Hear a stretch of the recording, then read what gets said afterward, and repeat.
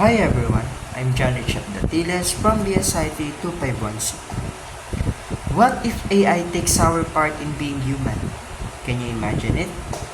We all know that AI is very useful nowadays in work, school, searching, industries, and even for tool for medical diagnosis. It helps us finish tasks faster and make daily life easier. Many people depend on AI to answer questions, solve problems, and assist in different fields.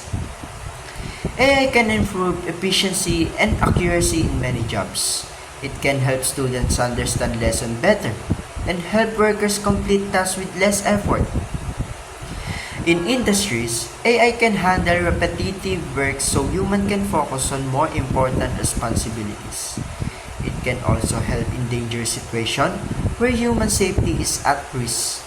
However, there are also negative effects if AI becomes too powerful. Some people may lose their jobs because machine can do the work faster. Humans may also become too dependent on AI and stop thinking creatively or solving problems on their own.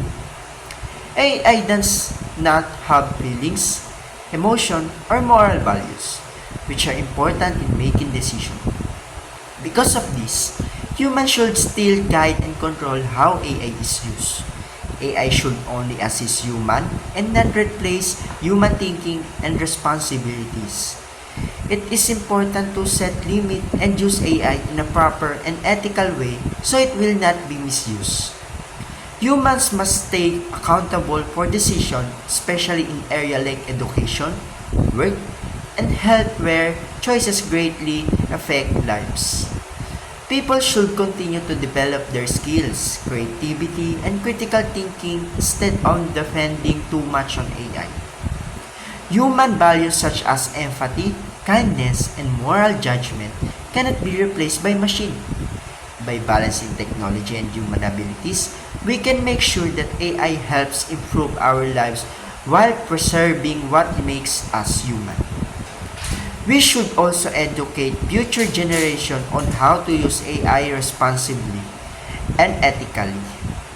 This will help them become better problem solvers and decision makers while still valuing human connection and emotion. Technology can be a powerful tool for progress, but it should never replace the unique qualities that only humans have. By working together with AI, we can create a future where innovation and humanity go hand in hand. In the future, AI should be used as a tool to support humans, not replace them.